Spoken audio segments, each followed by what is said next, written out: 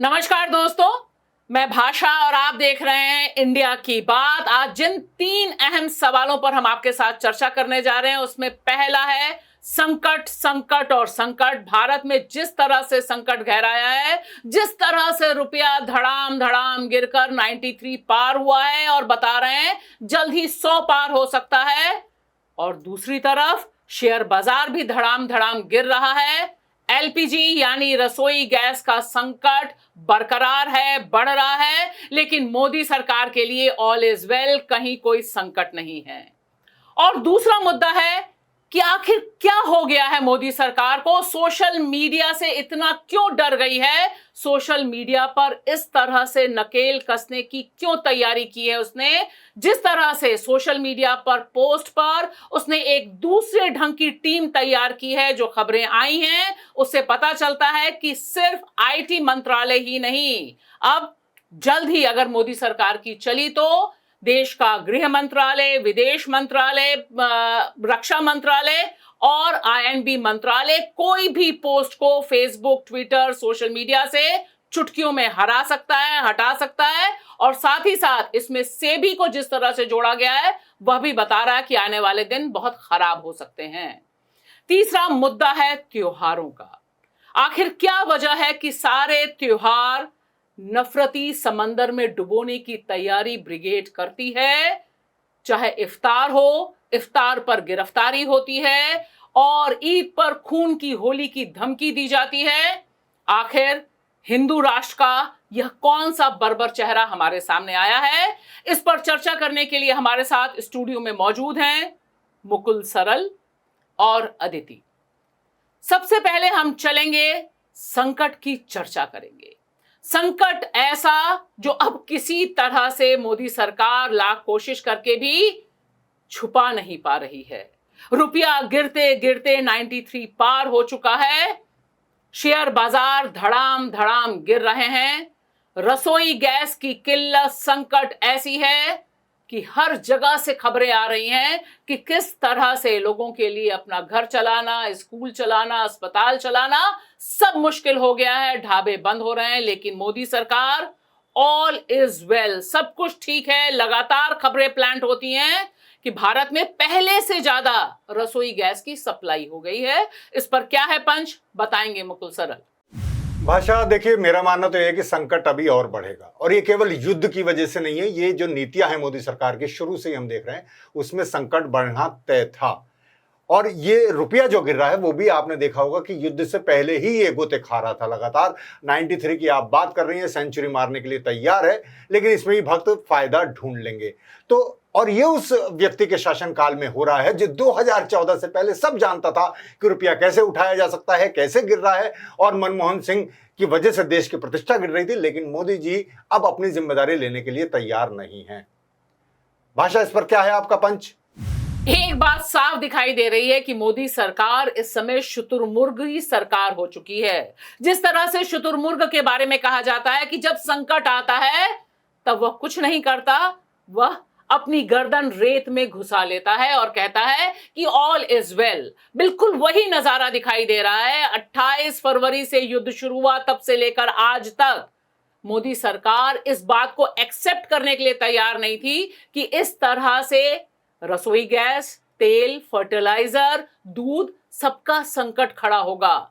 लेकिन इस बीच जब डॉलर कमजोर हुआ है तब रुपया और ज्यादा गिरकर 100 के पास पहुंचने की तैयारी कर रहा है। लेकिन मोदी सरकार बस यही कह रही है, कोई संकट नहीं है, पैनिक मत फैलाइए। विपक्ष का काम है जो पैनिक फैला रहा है। अदिति, क्या है इसमें आपका पंच? भाषा, मेरा मानना यह है कि जैसे रुपया गिर रहा है, एलपीजी का संकट है, चीज़ों के दाम बढ़ रहे हैं, बेरोजगारी बढ़ रही है। आपने देखा होगा कि माइग्रेंट लेबर किस तरह अपनी इंडस्ट्रीज छोड़ छोड़ के वापस अपने घर जा रहे हैं। इन सब के बावजूद प्रधानमंत्री क्या कर रहे हैं, अगर आप उनके हैंडल में जाके देखिए, त्योहारों पे देश को बार बार मुबारकबाद दे रहे हैं। मैं गुजरात चीफ मिनिस्टर नरेंद्र मोदी को याद दिलाना चाहती हूँ, जैसे उन्होंने कहा था, देश जवाब चाहता है। अदिति, देश तो जवाब चाहता है, लेकिन सरकार जब संकट मानेगी तब ना संकट होगा। और आप देखिए कि जिस तरह से रुपया गिर रहा है, यहां पे लोग यह बता नहीं रहे हैं कि रुपया पहले से जो डॉलर की स्थिति थी उसकी तुलना में डॉलर गिरा है, डॉलर कमजोर हुआ है, तब हम 93 पहुंचे हैं। जानकार कह रहे हैं कि अगर पुराने हिसाब देखिए तो रुपया तो और ज्यादा गिर चुका है। लेकिन शेयर बाजार गिरे और इस समय शेयर बाजार में सिर्फ अमीर ही नहीं, मध्यम वर्ग और निम्न मध्यम वर्ग के लोगों का भी पैसा लगता है उसमें, जिस तरह से और सारा चीजें इंटरनेशनली जुड़ी हुई हैं। लेकिन लगातार खबरें यही बताई जा रही हैं कि भाई सिलेंडर बिल्कुल ठीक है। आप देखिए देश की संसद चल रही है, तमाम बीजेपी के सांसद लगातार बोल रहे हैं कि सिर्फ विपक्ष जो है रसोई गैस की किल्लत दिखा रहा है। हाँ, और दूसरा एक ये भी बात बोली जा रही है कि सिलेंडर सप्लाई में कोई प्रॉब्लम नहीं है, ये तो ब्लैक में दबाया जा रहा है, होर्डिंग हो रही है, इसीलिए जनता को तकलीफ हो रही है। लेकिन सवाल ये है कि तो सरकार क्या कर रही है, प्रशासन क्या कर रहा है इसके बारे में। और दूसरी बात यह है कि जनता, आपने नए नए नियम कर दिए, कहाँ कहाँ पे कुछ आधार जोड़ दिया है। ऑलरेडी जनता जो है 3-3 दिन डेली मजदूर, डेली वेज वर्कर्स भी लाइन में जाके खड़े हो रहे हैं अपनी पूरी पर आपने ये लगा दिया है कि KYC लेके आओ, आधार लेके आओ। ऐसे समय में सरकार की तरफ से कोई मदद नहीं मिलना, ऐसे जैसे लग रहा है कि अबैंडन कर दिया है पूरी जनता को छोड़ दिया। हाँ, राम भरोसे हैं। तो राम भरोसे मुकुल तो देश है ही है, लेकिन रुपया जो गिर रहा है, और जैसा कि आपने कहा और अदिति ने भी कहा कि यही प्रधानमंत्री हैं, जब गुजरात के मुख्यमंत्री थे तब उनके यह ट्वीट्स, मुझे लगता है कि ये उनके भाषण कुछ दोबारा से न्यूज़ क्लिक के दर्शकों को भी सुनने चाहिए, जिसमें वो एक एक करके बताते थे कि यह रुपया नहीं गिर रहा, यह देश की साख गिर रही है। और दरअसल यह सरकार इतनी निकम्मी है कि वह कुछ कर नहीं रही। तो उनके जो ये सारे वीडियो स्टेटमेंट्स हैं, ये ऐसे नहीं होता मित्रों, मैं शासन में बैठा हूं, मुझे मालूम है इस प्रकार से रुपया इतनी तेजी से गिर नहीं सकता। अरे नेपाल का रुपया नहीं गिरता है, बांग्लादेश की करेंसी नहीं गिरती है, पाकिस्तान की करेंसी नहीं गिरती, श्रीलंका की करेंसी नहीं गिरती। क्या कारण है हिंदुस्तान का रुपया पतला होता जा रहा है? ये जवाब देना पड़ेगा आपको, देश आपसे जवाब मांग रहा है। इस पर भी लोग इस समय सवाल पूछने के मूड में नहीं है सरकार से। नहीं, सवाल तो लोग पूछ रहे हैं, वो दरअसल वो उस तरह से दिखाया नहीं जा रहा। और जैसे आपने कहा कि विपक्षी पैनी फैला रहा है, तो ये जो लाइनें लग रही हैं, ये कोई कांग्रेस के या समाजवादी पार्टी के लोग सिलेंडर लेकर नहीं खड़े हैं, आम लोग ही खड़े हैं। और उनसे पूछे जिनके घर में एक ही सिलेंडर है, उनके लिए तो बहुत ही मुश्किल होगी। जब खत्म हो गया वो तभी जाएंगे। और आप कह रहे हैं कि इंडक्शन की तरफ भी जा रहे हैं लोग, पर इंडक्शन खरीदने सबकी हैसियत नहीं, सबके यहाँ और तमाम शहरों में आपको बता दूं कि 8 घंटे 10 घंटे बड़ी मुश्किल से बिजली आती है जी। ये दिल्ली नहीं है सारा देश की, भाई दिल्ली में काफी मिल जाती है बिजली, लेकिन और आने वाले, और देखिए ये सब वीडियोस आ रहे हैं कि यहाँ पर अस्पताल में लोगों मरीजों को खाना और गर्म पानी देने के लिए यही सारी दिक्कतें आएंगी। होटल और घर का तो दिक्कत थी, अस्पतालों की दिक्कत आएगी। तमाम स्कूलों का मिड डे मील बनना बंद हो गया, तमाम तरह की चीजें आ रही हैं। पर मुझे जो लगता है, जो आप कह रहे हैं कि ये चीज ये छुपाना चाह रही है, लेकिन वो सामने आ रही हैं चीजें, और वो आएंगी। और ये संकट सिर्फ युद्ध की वजह से नहीं आया। जब मोदी जी खुद कहते थे कि ये क्यों गिरता है, कैसे गिरता है, मैं सब जानता हूं, वो सब जानते थे। अमेरिका कैसे आग दिखा सकता है, वो ये भी जानते थे। लेकिन अब जब वो शासन में आए, इसलिए कहा जाता है, बड़े बूढ़ों ने कहा कि तोल मोल के बोल। कोई भी बात बोलने से पहले, आप बस विपक्ष में है तो आप उंगली पे उंगली उठा रहे हैं, लेकिन जैसे शासन में आए और आपने कह दिया, और तो अब वो कह रहे हैं कि वो बताएंगे क्या। लोग तो डरते हैं कि बताने ना आ जाएं, 8 बजे पता चला कि और कुछ चीजें बंदी हो जाएं।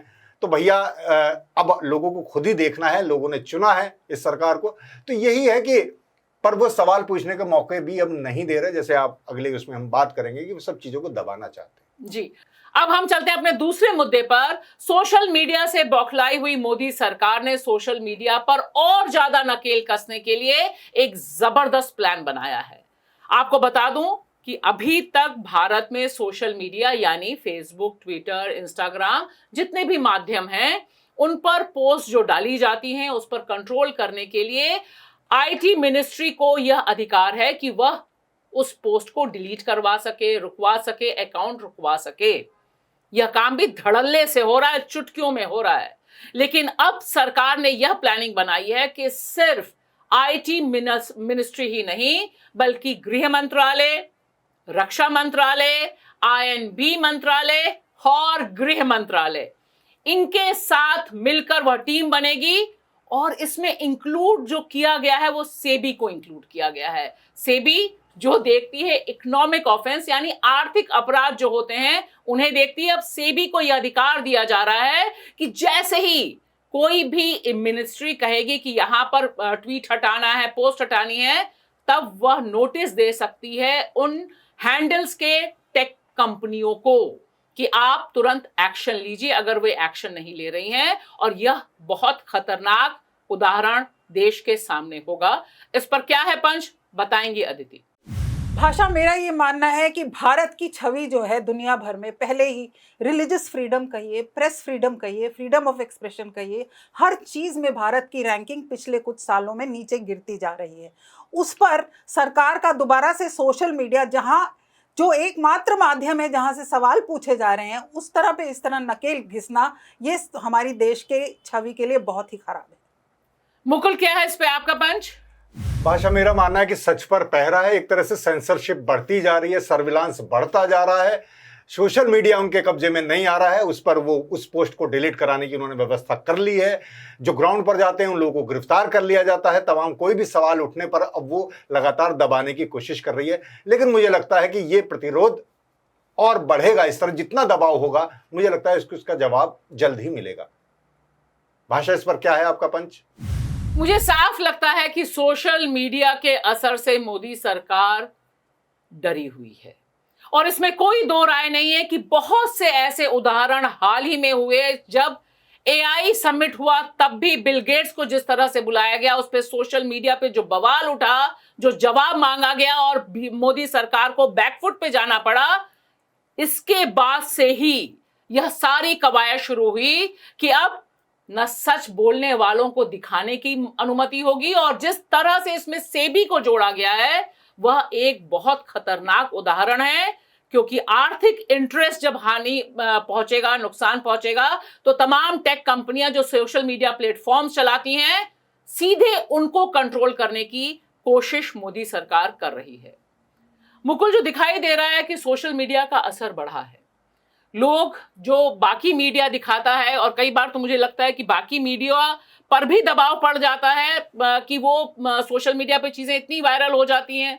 सिलेंडर को लेकर हमने देखा, जो अभी हमने चर्चा की, रुपए को लेकर हमने जो चर्चा की कि अगर अंबानी जी का, अडानी जी का या किसी का भी जो न्यूज़ प्लेटफॉर्म्स हैं वो नहीं दिखाएं, चैनल्स ना दिखाएं, लेकिन अगर कतारें लगी हैं, लोग हार्ट अटैक से मर रहे हैं, खबरें आ रही हैं, तो मजबूरी में उनको भी दिखाना पड़ता है।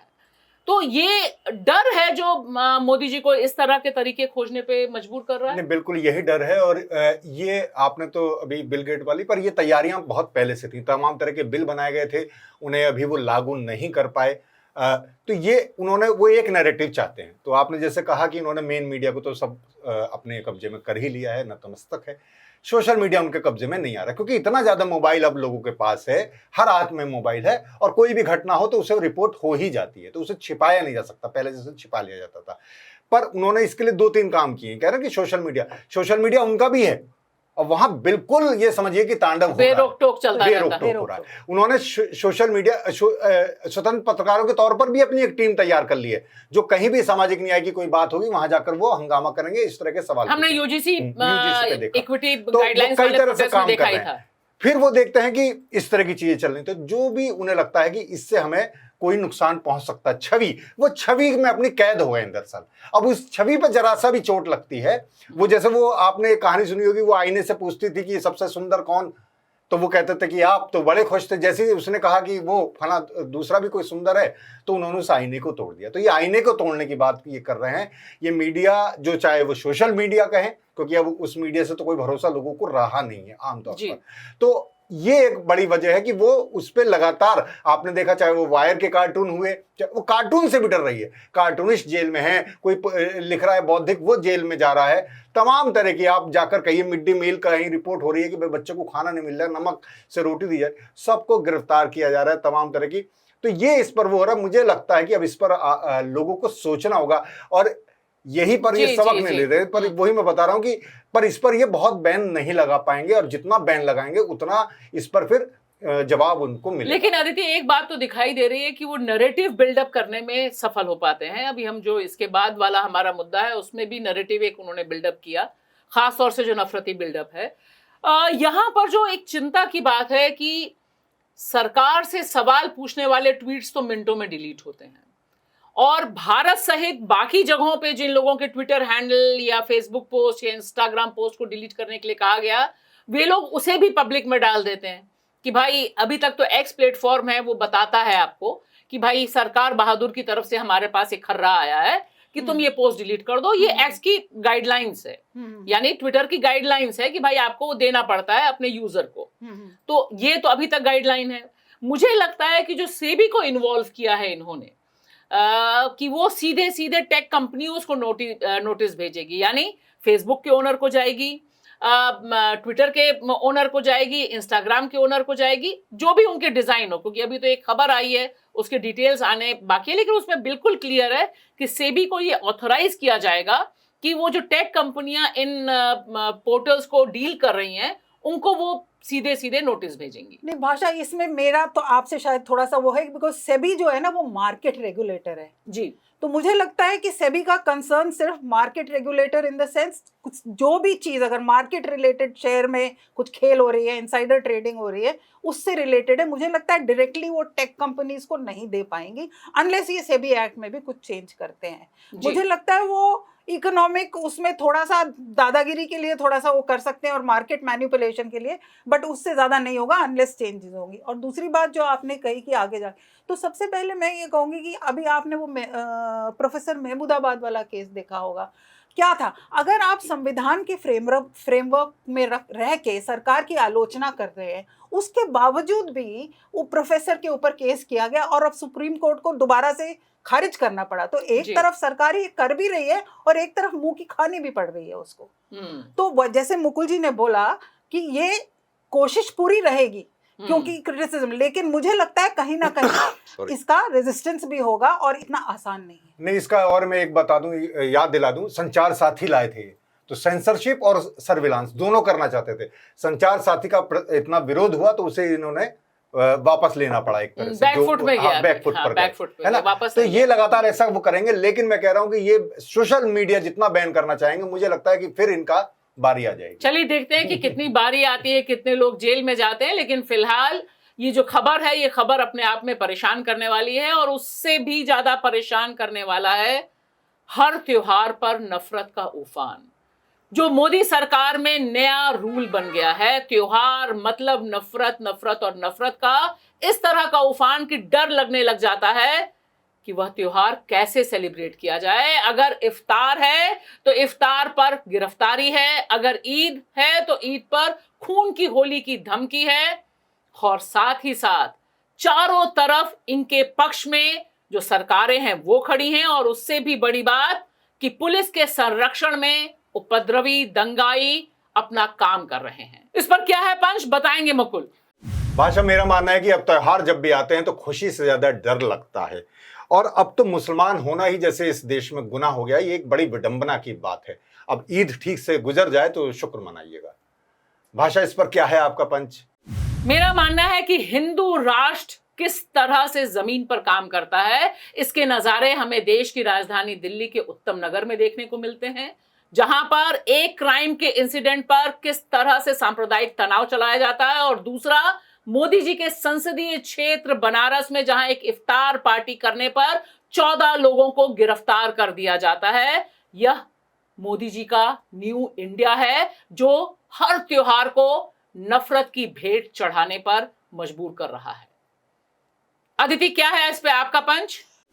बिल्कुल भाषा, ये हमारे जो अपने आप को विश्व की सबसे बड़ी डेमोक्रेसी हम कहते हैं, उसके लिए एक बहुत भारी विडंबना है कि हर त्योहार भय और नफरत फैलाने का एक बहाना बन गया है, और कानून व्यवस्था जैसे दिन पे दिन लग रहा है कि एकदम गायब हो रही है।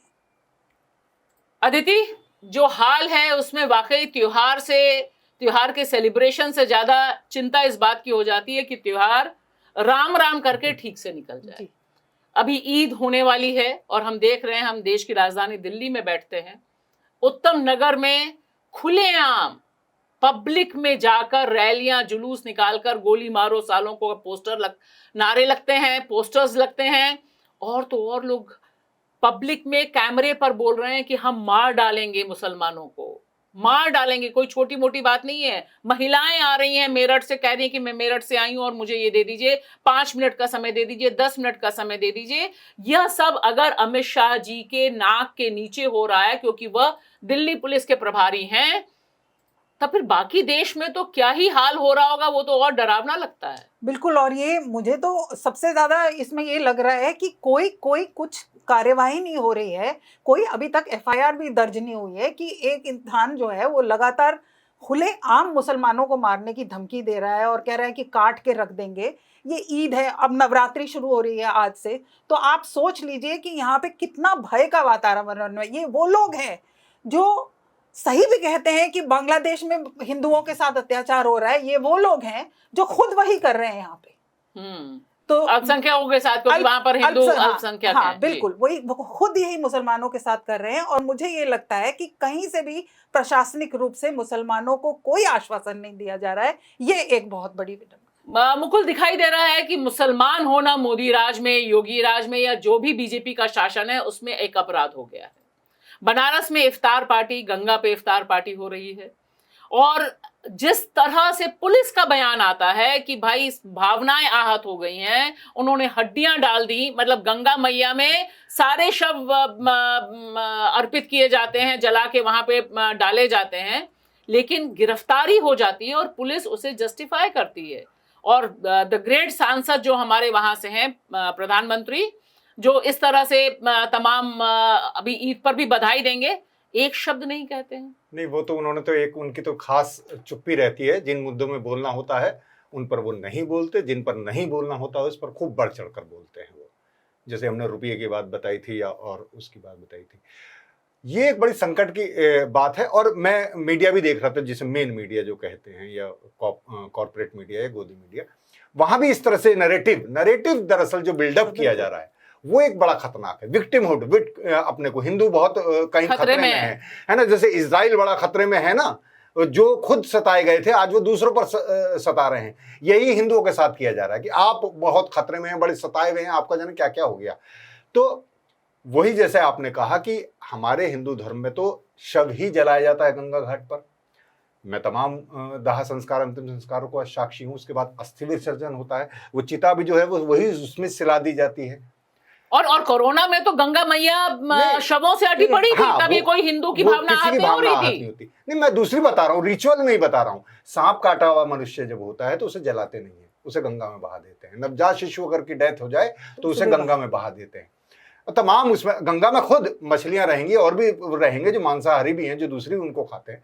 लेकिन मैं वो बता रहा हूँ, नरेटिव इस तरह से बिल्डअप किया जाता है कि बहुत बड़ा कोई गुनाह हो गया। हाँ, गंगा में खड़े होके जितने अभी लोगों को बुरा लग जाता है कांवड़ के दौरान ही, वहीं जाके गांजा होगा, वहीं जाके शराब पी जाएगी, वहीं बियर की बोतलें ठंडी की जाती हैं गंगा में और उसमें पी के फेंक दी जाती हैं किसी की भावना। और वो तो पूरे देश भर में गंगा यमुना कोई भी नदी देख लो कैसी गंदी हुई पड़ी है, मलमूत्र जा रहा है, खुले हुए हैं। लेकिन उसे इस तरह से जो बताया जा रहा है और उसे एक दुश्मन और एक नेगेटिव उसमें जो पोर्ट्रे किया जा रहा है मुसलमान को, ये बड़ा खतरनाक है। जरा जरा बात पर भावनाएं आहत हो रही हैं और वो पुलिस एकदम रिपोर्ट लिखती है। जिनके यहाँ लाइन लगा के लोग खड़े कि मेरे यहाँ ये अपराध हुआ है, उसकी रिपोर्ट नहीं लिखती। भावनाएं आहत होने, किसी भाजपा नेता की भावना आहत होती है और वो लिख लेते हैं। पता नहीं कैसी भावना है, मुझे तो नहीं समझ। लेकिन अदिति, जो दिखाई दे रहा है कि कई खबरें जो सोशल मीडिया वाला भी हमने चर्चा किया, पुणे में इफ्तार पार्टी में करीब 100 लोगों ने हमला किया, लेकिन खबर पूरी तरह से गायब रही। 2-3 दिन बाद ये सोशल मीडिया पे खबर रिपोर्ट हुई।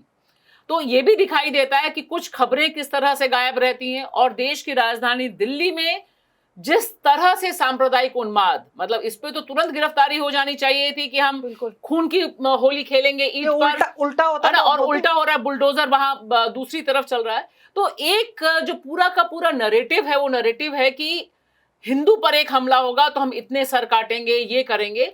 एक पूरा माहौल बना दिया गया और नवरात्र भी किस तरह से निकलेंगे वो भी एक डरावना सीन हो गया है। बिल्कुल, आप जो कह रहे हैं ना, ये नैरेटिव का ही हिस्सा बन गया है। और जो मीडिया है, जो गोदी मीडिया जिसे कहते हैं, वो ये, जैसे आपने पुणे वाली इंसिडेंट बताई, ये भी नहीं बताते। यहाँ पे मीडिया का एक जिम्मेदाराना रोल होता है। जैसे अब आप नवरात्रि में देखिए, वही अलग अलग तरह से दुर्गा की भक्ति की जाती है ईस्टर्न इंडिया में, और यही गंगा जो है ये कितने प्रदेशों से जाती है, बंगाल जी। से भी जाती है, असम से भी जाती है, किनारों पे होटल खुले हुए हैं, वहां पे सब हिंदू नॉन नहीं, वेजिटेरियन। और मैं हाँ। ये भी जरूर कहना चाहूंगी कि जो लोग रिपोर्ट करते हैं वो ये बताना भूल जाते हैं कि इस 140 करोड़ लोगों के देश में 80% से अधिक हिंदू हैं, और हिंदू मांसाहारी हैं। नॉनवेज सिर्फ मुसलमान नहीं खाता है। तो ये नैरेटिव तो ऐसा है कि बस त्योहारों के में भी खाते हैं, जैसे हमारे दशहरे पे बंगाल खाया में, जाता है, हमारे होली यहाँ पे खाया बंगाल में जाता है। दुर्गा और पूजा ब्राह्मण भी मनाया जाता है। मांसाहारी हैं, बहुत लोगों को हाँ। लगता है ब्राह्मण मांसाहारी नहीं है। नहीं, तो इसमें यह है कि संविधान में भी ऐसा कोई प्रावधान, जैसे मशहूर एडवोकेट है संजय हेगड़े, उन्होंने कहा कि कहाँ संविधान में ये लिखा हुआ है कि आप गंगा पे बिरयानी सभी नहीं को खा हाँ, सकते। नहीं खा सकते हैं। तो वही बात है कि इसको तो आप जो कह रही हैं ये बस नैरेटिव और नफरत फैलाने का एक माध्यम है, और कुछ नहीं। चलिए, हम बस खाली न्यूज क्लिक के इस प्लेटफॉर्म से ये दुआ कर सकते हैं, यह कामना कर सकते हैं कि दोनों त्योहार शांति से निकल जाएं। ईद आ रही है, नवरात्र शुरू हो गए हैं, और उसमें ये जो नफरती ब्रिगेड के टट्टू हैं इन्हें जगह ना मिले। और रामनवमी और है, क्योंकि रामनवमी का ही डर रहता है बहुत, उस पर भी हमले रहते हैं। जी, बहुत बहुत शुक्रिया।